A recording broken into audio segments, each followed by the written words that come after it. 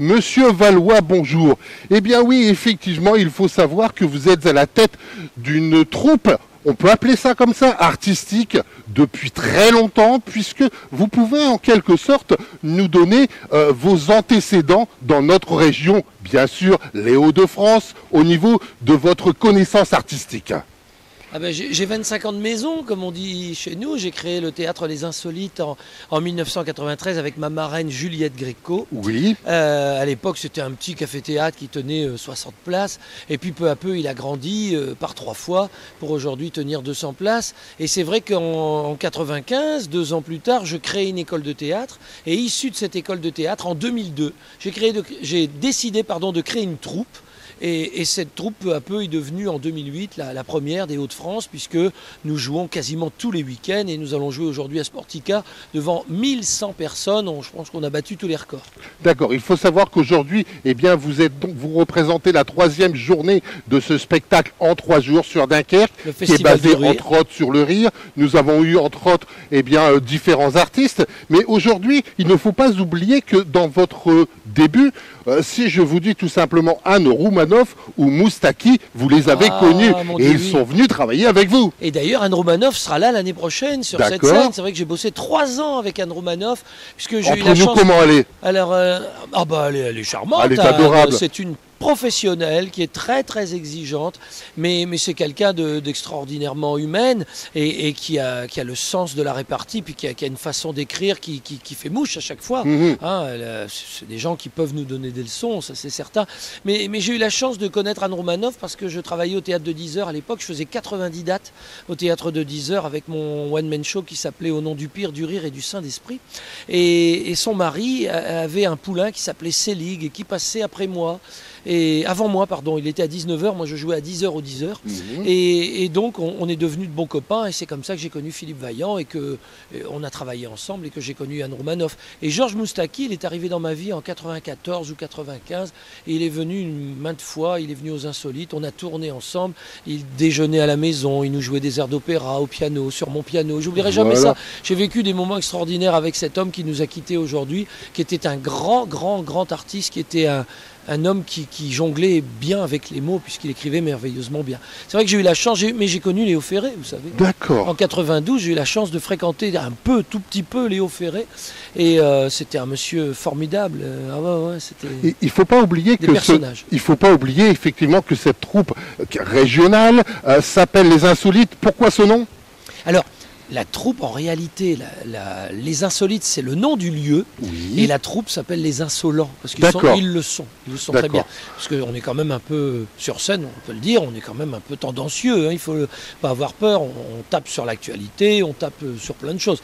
Donc, Les Insolents leur vont bien. Alors, pourquoi Les Insolites? Eh bien, c'est comme ça. J'ai trouvé tellement... Je voulais jouer sur l'éclectisme. On recevait aussi bien de la chanson française que un peu de tout. Donc, du coup, j'ai voulu jouer sur tous les tableaux.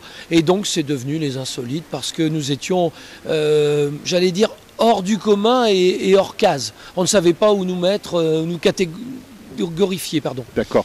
Il ne faut pas oublier, bien sûr, qu'avant d'être, bien sûr, du côté des Hauts-de-France, vous avez, bien sûr, particulièrement connu la région parisienne. Et pourquoi pas, vous aimeriez, sur le long terme, avoir un théâtre sur Paris? Ah ça, vous êtes au courant de tout, vous. Oui, ça a toujours été mon rêve d'avoir un théâtre sur Paris. Et ça l'est toujours. Et en général, je fais toujours ce que je dis. Mais je suis quelqu'un qui n'en parle jamais tant que les choses ne sont pas accomplies.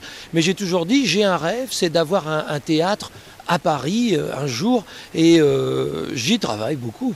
D'accord. Bon. Mais vous savez, pour aller à Paris, il faut beaucoup d'argent. D'une part, il faut beaucoup d'argent, et pour pouvoir créer cette troupe, vous pouvez en quelque sorte nous parler des différents acteurs de cette troupe?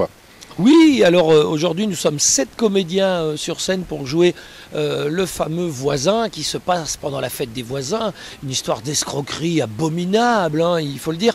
Alors moi basé sur l'argent. Basé sur l'argent, mais comme d'habitude, vous savez, c'est basé sur le sexe et l'argent. Car je pense que ce sont les choses clés de la base de notre civilisation, malheureusement. Alors il faut savoir une chose, je joue le rôle de Charles Baxter, je suis un riche industriel, je vends du matériel pour les centrales centrale nucléaire pour le projet Super Sphinx. Et puis tout à coup, on apprend que, eh bien, il y a des écolos qui sont arrivés dans le j'allais dire le conseil municipal, dans le gouvernement, pardon. Ah bon. Et donc, il y en a dans les conseils municipaux. Il y en a aussi. Et donc, ils ont décidé d'arrêter Super Sphinx, comme on arrête Super Phoenix, hein, c'est une petite connotation. Et donc, je me retrouve quasiment au chômage, ruiné. Je ne serai pas payé par la SN de toutes ces pièces, de tout ce que j'ai fabriqué. Et j'ai une concierge, Madame Conchita Razamouj, qui est ma concierge portugaise, qui m'apprend que j'ai un voisin qui, lui, exporte du matériel nucléaire pour la Corée du Nord. On n'est jamais si bien servi que par ses propres voisins. Voilà, ce type que je trouvais insignifiant, que je traitais de salopard, de tout ce qu'on veut, eh bien, je finis par l'adorer, enfin, je fais semblant. Ouais. En voulant l'inviter le soir de la fête des voisins, il va venir chez moi, et en réalité, il va venir pour essayer de m'escroquer. Voilà. Alors, il vient avec son épouse, donc c'est un deuxième personnage, c'est Géraldine Gérard qui l'interprète. Il y a José, donc Laurent, qui va interpréter mon fameux voisin. J'ai un majordome parce que ma femme va me quitter. Ma femme, c'est Laetitia Figazeski, et elle va me quitter, et je demande à mon majordome de remplacer ma femme, c'est-à-dire de me trouver une remplaçante. Sauf qu'il va prendre pour argent comptant ce que je viens de lui dire, c'est qu'au lieu de trouver un remplaçant, eh bien, il va la remplacer tout bonnement. C'est qu'il va devenir ma femme. Est-ce que cette pièce que vous nous proposez aujourd'hui, ce soir à Gravelines, c'est une pièce qui est uniquement basée justement pour Gravelines, ou est-ce que c'est une pièce que vous allez pouvoir nous reproposer tout au long de l'année? C'est une pièce qui tourne pendant 2 ans. Nous sommes complets dans toutes les dates. Nous jouons pour la 5e fois et ça cartonne partout. Alors, et aujourd'hui, on a 1100 places, 1100 personnes. C'est complet ce soir. Et il faut dire aussi que j'ai oublié un personnage très important. J'ai aussi Sabrina, qui est ma maîtresse quand même. Et à la fin, vous allez voir, ce n'est pas avec 2 femmes que je vais finir, mais c'est avec plusieurs femmes et un homme. Vraiment, il n'y a aucune morale. C'est pas vrai, il y a une morale quand même. Bon, il faut savoir que dans un premier temps, vous êtes quand même producteur. Qu'est-ce qui est plus important pour vous? De pouvoir produire une scène, de pouvoir, entre guillemets, l'organiser de A à Z, ou est-ce que vous prenez, entre guillemets, plus votre pied à la jouer devant des salles pleines? Non, moi je suis un comédien. Mon premier métier, c'est comédien. Je suis heureux quand j'ai du public. J'adore, on me dit, vous avez peur? Non, j'ai pas peur. J'adore le public. Je suis content c'est une jouissance absolue. Mais il faut bien dire la vérité, c'est que Léo Ferré était comme ça aussi. Il disait toujours, quand on fait mal, quand les gens font mal les choses pour vous, faites-les vous-même. Et c'est ce que j'ai fait, c'est que je suis devenu mon propre producteur par la force des choses, parce que je me suis dit, tu ne seras jamais si bien servi que par toi-même. Donc j'ai commencé à devenir mon propre producteur, justement pour avoir du boulot. Et j'ai bien fait, parce que je joue 200 spectacles par an. Donc j'ai bien fait, j'ai une maison de production qui tourne énormément. Et je ne le regrette pas aujourd'hui, parce que si j'attendais encore après les autres, peut-être que j'aurais du mal à vivre en tant qu'intermittent du spectacle. C'est loin d'être évident aujourd'hui, parce pas un métier facile. Parce que les intermittents du spectacle, on en a parlé ces dernières années. Aujourd'hui, quelle est la position exacte pour un intermittent du spectacle? Qu'est-ce que le gouvernement, le cas échéant, pourrait faire pour aider ces personnes qui nous proposent tellement de plaisir au niveau de ces salles de spectacle? Alors il faut faire du tri pour ça, je vais vous dire, parce que intermittent du spectacle, ça confond plusieurs branches. Tout à fait. Et il y a des branches, par exemple, il y avait des caméramans qui travaillaient sur TF1 à l'époque et qui avaient plus de 100 cachets par an, ils en avaient 200, 300. Alors donc ils touchaient des dividendes énormes. Et puis il y avait des petits clowns qui travaillent plutôt pendant le mois de décembre, qui eux, ils sont à la rue parce qu'il faut 68 dates aujourd'hui pour être intermittent du spectacle. Donc c'est très compliqué. Le régime. Il faut 68 dates, il faut 68 cachets, 68 fiches de paye. Et le régime est très très compliqué parce qu'il y en a qui ont du mal, des magiciens, qui ont du mal à justement joindre les deux bouts. Et puis il y en a qui en ont trop de cachets. Alors on donnait à Catherine Deneuve des cachets d'intermittent quand elle avait fini un film alors qu'elle n'en a pas besoin. Donc il faut réformer ce système. Il a été un peu réformé, mais il a été réformé également au détriment de ceux qui vivaient beaucoup moins bien. Alors il n'est pas toujours juste. Alors je ne veux pas jouer les profanateurs ni quoi que ce soit, mais je dis juste qu'il faut y regarder avec attention, et puis il faut faire en sorte que la démocratie puisse s'exercer, c'est-à-dire que les artistes puissent tous vivre de leur art, parce que le jour où il n'y aura plus d'artistes, il n'y aura plus de liberté ni de démocratie, et que l'art est indispensable chez l'humain. Pourquoi les hommes de Cro-Magnon peignaient dans les grottes? Il faut se poser les bonnes questions, parce que les êtres humains ont toujours eu besoin de l'art. C'est nécessaire, c'est viscéral, c'est en nous, ça fait partie de nous. Les gens viennent au théâtre. En 534 avant Jésus-Christ, chez les Grecs et chez les Romains, on allait déjà au théâtre. Donc aujourd'hui, on continue à aller au théâtre. Donc la scène est indispensable, l'art est indispensable et il faut faire en sorte que cela vive, même si ça coûte un peu à l'État. C'est le parent pauvre de l'État. C'est vrai que ça n'est pas forcément rentable. Moi, j'essaie de faire des choses rentables, mais on ne l'est pas tous les jours, vous savez. C'est ça la vie. Et il faut soutenir la culture. C'est très important. Une question, on va finir par une avant-première question. Si le cas échéant, vous auriez un message à faire passer pour toutes ces personnes qui ne seront pas là ce soir et qui auront, pourquoi pas, l'occasion de vous retrouver un peu plus tard. Pour vous, l'art, c'est quelque chose de très important. Pouvoir exprimer, pouvoir se faire comprendre et se faire apprécier, c'est quelque chose de très important. Quel est votre mot pour pouvoir dire venez voir des salles de concert, venez voir des représentations, des prestations, car il est vrai que pour une représentation comme celle que vous allez nous proposer dans quelques heures, on va dire maintenant dans une demi-heure, oui. Combien de temps, un exemple, faut-il pour faire cela ? Pour pouvoir présenter ce spectacle que vous allez présenter ce soir. Il y a 6 mois de boulot pour faire une pièce de théâtre, il faut bosser pendant 6 mois. Et si je dois essayer de les convaincre, je leur dis simplement, allez voir les gens qui sortent de la salle et qui se sont marrés pendant 2 heures comme des baleines et vous viendrez vite en courant nous voir parce que le rire, on dit toujours que ça vaut une entrecôte. Hein. Tout à fait. Alors venez manger, c'est tout ce que j'ai à vous dire. C'est vrai que quand j'ai débuté ce métier, je pleurais pour avoir du public. J'allais chercher ma famille, mes amis. Venez, ramenez vos amis, ramenez les autres. Faites en sorte que tout le monde vienne vous voir. Et puis un beau jour, je n'ai plus eu, Dieu merci, à partir de besoin de cela, parce que les pièces de théâtre marchaient. Et aujourd'hui, on arrive à faire 1100 personnes. Donc je pense qu'on a fait un petit peu nos preuves. Et les gens viennent nous voir parce qu'ils se marrent. Donc moi je dis, ne venez pas me demander à moi s'il faut venir me voir. Demandez-le au public qui vient me voir et il vous convaincra mieux que moi-même. Nous sommes effectivement dans une région des Hauts-de-France. La connaissance, la reconnaissance de l'art est quand même quelque chose qui est reconnu dans la région. Vous savez, on sait que dans la région des Hauts-de-France, un certain nombre d'artistes viennent se tester, entre guillemets, dans les Hauts-de-France avant effectivement de parcourir toute la France. Vous avez parfaitement raison. Les artistes parisiens me disent toujours, les très connus me disent toujours, c'est le meilleur public de France. Et c'est la vérité. Mais pourquoi, d'après vous? Pourquoi? Mais parce qu'on a une façon d'être, une façon de vivre. On a c'est des gens qui sont chaleureux. Et les gens qui sont chaleureux, qui sont bons enfants, sont là pour se marrer et ils aiment rire. Et dans le Nord, on cultive l'humour, on cultive le carnaval, on cultive la fête, on cultive la tolérance, on cultive plein de valeurs comme ça. Et c'est pour ça que c'est le meilleur public de France. Alors, on termine. Je suis fier d'y être né. Eh bien voilà. Voilà quelqu'un des Hauts-de-France, un peu comme Danny Boone. Comme Danny Boone qui a su effectivement... Comme Jean-Philippe Janssen, comme on est plusieurs comme ça, on est très, très fiers. Il faut savoir qu'au niveau de la région des Hauts-de-France, le Nord-Pas-de-Calais, il y a énormément d'artistes qui sont aujourd'hui au niveau national et qui ont commencé bien sûr dans les Hauts-de-France. Monsieur Valois, je vous demanderai tout simplement de me donner, pourquoi pas, vos prochaines dates dans la région. Alors là, ça va être dur de vous les donner parce que je n'ai pas beaucoup de mémoire. Mais je sais que vous n'avez pas beaucoup de mémoire. Non, mais des dates, pardon, des dates. Oui. Je joue la semaine prochaine, vendredi, nous sommes au Théâtre Les Insolites. Samedi, ça n'est pas moi. Dimanche, nous jouons également à Coudekerque-Branche, une autre comédie qui s'appelle La Phobie des glandeurs. Oui. Et puis ensuite, vous allez sur le site internet des Insolites, lesinsolites.fr, et vous aurez toutes les dates parce que moi, je travaille au jour le jour, la semaine parce que je suis tous les week-ends sur scène, alors je ne me pose pas de questions. Je vais là où on me dit d'aller. Voilà. En tout cas, je vous remercie beaucoup d'être venu jusqu'à nous. Et puis, je vous souhaite plein de bonnes choses également pour vos projets et puis pour vos téléspectateurs. Voilà, et vos tout à fait. Voilà. Merci beaucoup. Et puis, le cas échéant, eh bien, maintenant, je vais vous laisser vous préparer, puisque dans quelques minutes, eh bien, la salle va se remplir très rapidement. Et puis, au plaisir de vous revoir. Et merci encore pour cette interview. Merci à vous. Merci bien. Merci beaucoup.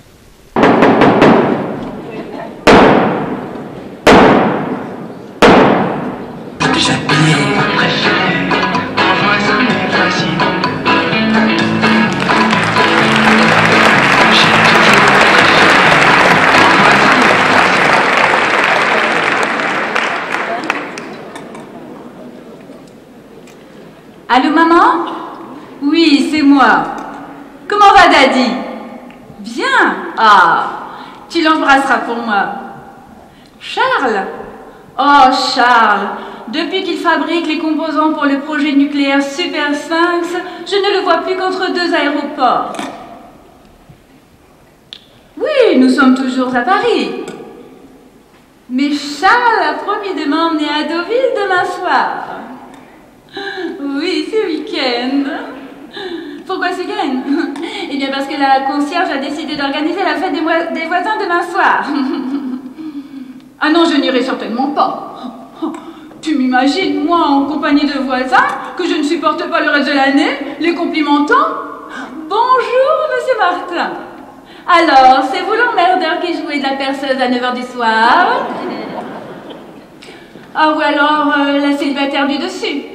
Alors, la pouffe, quand on rentre complètement bourré à 3h du matin, tu peux pas enlever tes talons aiguilles, pétasse? Ah, sans parler du docteur Lepoux.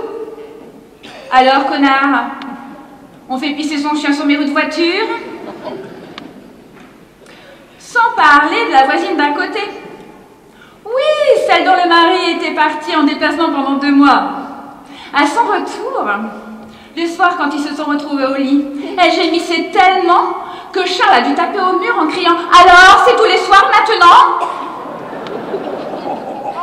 Ah ben depuis, les voisins ont divorcé, la voisine ne nous parle plus, mais on a la paix. Ah non, non, tu comprendras que je n'ai pas envie de me retrouver dans la cour, devant la concierge, à faire la gueule à tous ces cons. Je hais les voisins. Quoi? Il faut bien s'amuser un peu? Non, mais c'est toi qui me dis ça? Oh, mais tu exagères. Toi qui as horreur des fêtes populaires. Et tes voisins ne te parlent même plus depuis que tu as écrasé leur affreux caniche sous prétexte qu'ils urinaient sur tes géraniums. Ces fêtes ont toujours fait vomir. Non, non, maman, comprends-moi. J'évite ce genre de réunion pour bien garder mon sang-froid. Mais si je sais garder mon sang-froid, ben je ne m'énerve pas, ben je ne crie pas, mais je suis calme. Mais je suis calme, maman. Mais je suis calme, maman.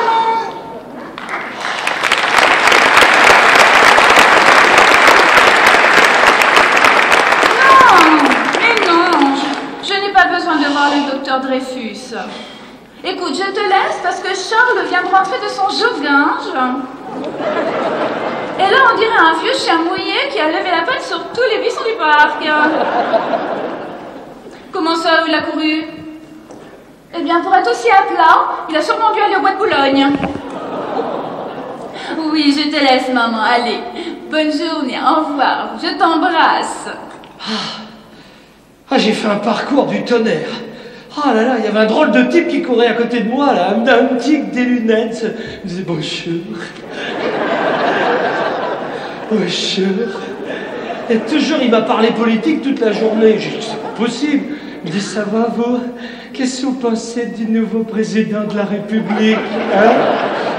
Ah non, moi, je dis pas du mal, mais enfin, tout de même, hein? Vous l'avez vu, hein? Vous l'avez vu, là, faire son entrée au Louvre? On voit qu'il était habitué aux antiquités, hein? Bon, enfin, maintenant, les Français vont plus tellement voter, hein? C'est fini. Ah non, les cartes d'électeurs restent vides. Elles sont comme Brigitte, elles sont sans tampon. Ah non, mais moi, je dis pas du mal. Moi, je dis pas du mal, non. Non, mais moi, j'ai raté les primaires, c'est parce que je ressemblais trop à ma femme, je manquais de voix. Non, puis je sais pourquoi les Français m'ont viré, hein. J'ai promis la croissance aux Français alors que j'ai pas terminé la mienne. Comme ça a duré pendant des heures, des heures, des heures. Et toi, ça va? Ah, écoute, ne change pas de sujet, s'il te plaît, et dis-moi plutôt que j'ai eu tort de dire à maman que tu allais courir au bois de Boulogne. Bah écoute, on part très peu en vacances, alors j'aime bien courir au bois de Boulogne. Là-bas, j'ai l'impression d'être au Brésil.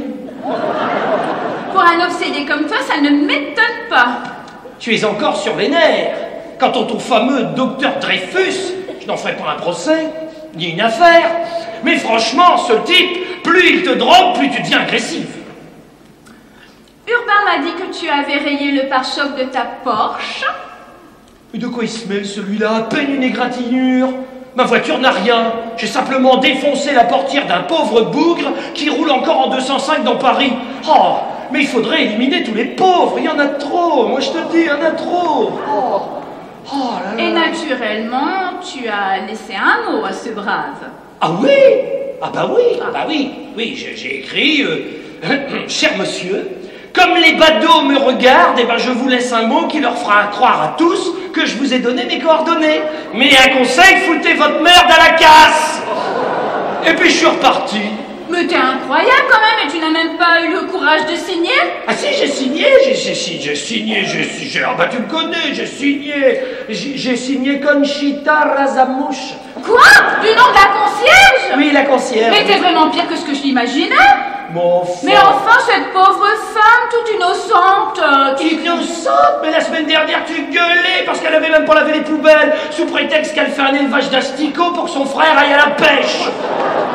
Et puis de toute façon, personne ne remontera jusqu'à elle, elle est complètement inconnue. Ça s'est passé dans le 10e arrondissement, nous sommes dans le 16e, cette boutade n'aura aucun incident. Je découvre que j'ai épousé l'homme le plus abject du monde. Ah, et moi, que devrais-je dire? Où est passée la blonde qui riait de mon humour quand nous étions jeunes? À rien t'amuser.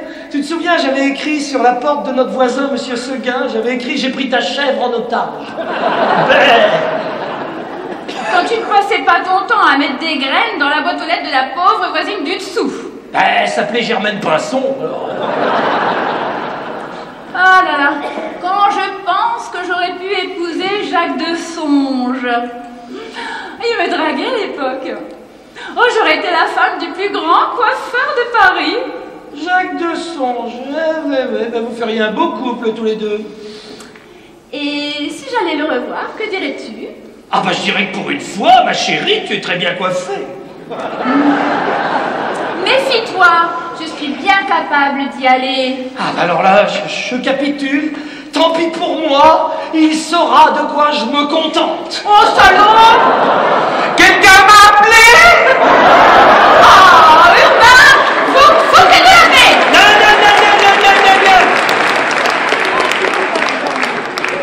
Restez, au contraire, Urbain, restez. Madame a ses nerfs. Mon Dieu! On va encore tomber à court de camomille. Vous comprenez un peu mieux, monsieur, pourquoi je n'ai jamais pu épouser une Oh, j'arrive même pas à le dire, monsieur. Une femme. Oh. Comme je vous comprends, Urbain. Au fait, c'est jeudi prochain que vous partez en congé pour 3 semaines. Avez-vous téléphoné à l'agence intérim pour qu'on vous remplace? Ne m'en parlez pas, monsieur. Impossible de vous trouver un homme de chambre. Un homme de chambre? Bah, si vous n'en trouvez pas, prenez une femme, enfin, voyons. Une pour me remplacer? Ah, je ne peux pas, monsieur, je suis allergique. Et nous en parlerons plus tard. Hein. Et pourriez-vous me dire où vous partez en vacances, si ce n'est pas trop indiscret, Urbain? Oh, dans un pays diététique, monsieur. Diététique. Et oui, je tiens absolument à garder la ligne. Alors, attendez, laissez-moi deviner. Vous, ça doit être en Grèce? Mais non, monsieur. Je pars en Alsace. En Alsace? Selon le dernier Modes et Travelot, il est tout à fait conseillé de manger de la choucroute. Ça aide à raffermir et affiner le trait. En direct ce soir, eh bien oui, depuis Gravelines, pour retrouver un moment exceptionnel, eh bien oui, si je vous dis monsieur Emmanuel Valois, monsieur, qu'avez-vous pensé effectivement, dans un premier temps, de cette soirée? Magnifique. Il faut savoir que cette manifestation existe depuis plusieurs années. Est-ce que c'est la première année que vous venez nous rejoindre et bien du côté de Gravelines? Non, ce n'est pas la première année. Et en fait, depuis quelques années, on me nomme la mascotte. Pourquoi? Ah bon? Oui, parce que pour ne pas ne perdre une miette, comme par exemple vendredi et samedi, le spectacle commence à 8h30 et moi j'étais présent à l'entrée à partir de 14h. Donc c'est pour cela qu'on vous nomme la mascotte, parce que vous êtes toujours présent, quelle que soit la représentation. Voilà, c'est ça. D'accord, ok. Qu'avez-vous pensé bien de cette partie théâtrale? Il faut savoir que pendant 2 jours, nous avons eu différents artistes comiques et nous terminons, eh bien oui, ces 3 jours avec une partie théâtrale. Est-ce que cela est quelque chose que vous vous attendiez particulièrement? Alors je m'y attendais, mais pas dans cet ordre-là. Je m'attendais à du rire, un peu de rire, oui, mais là c'est l'euphorie. D'accord. Il faut savoir, eh bien oui, que Monsieur Valois, Monsieur Emmanuel Valois est quand même quelqu'un de très connu. Oui. Est-ce que vous avez déjà vu certaines de ces manifestations ou de ces spectacles? Alors, suite à des petits soucis que j'avais entrepris dans les autres années auparavant, oui. C'est la première année que j'ai pu venir voir Emmanuel Valois et ses artistes. Je suis sur le charme, et je suis très heureux. Et Emmanuel, je connaissais avec la petite blague de Delta FM, oui. Qui est la radio locale de chez nous. Et j'en suis encore tout ébloui par son comportement et son talent d'artiste. Ainsi que ses copains. Est-ce que de votre côté, vous êtes acteur de cette journée des voisins dans votre entourage? Bien sûr, parce qu'en qualité de musicien, donc je propose à titre bien sûr gracieux, que ce soit la fête des voisins, les maisons de retraite, la plage sur Petit Port, les gens me connaissent. Donc je suis en qualité de musicien et moi tout ce qui est musique et ambiance au sein de la ville de Gravelines, j'en fais mon point d'honneur. Alors je suis musicien amateur, je ne connais pas de solfège mais j'ai l'oreille musicale et j'anime la plage de Gravelines et les maisons de retraite à raison d'une fois par mois, les 3 maisons de retraite de Gravelines, que je fais ça à titre gracieux et que j'en suis très fier.